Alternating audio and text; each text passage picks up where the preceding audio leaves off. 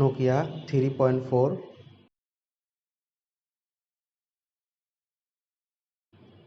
Hang logo problem. ফোনটাকে আমরা reset দেওয়ার চেষ্টা করব, হ্যান্ড রিসেট।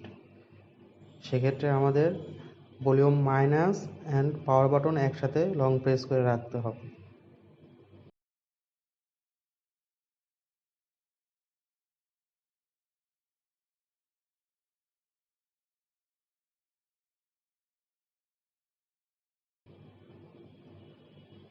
রিসেট অপশন আসছে না। এখন আমরা এটা ইউ5 বক্সে লাগিয়ে ফ্ল্যাশ করার চেষ্টা করব।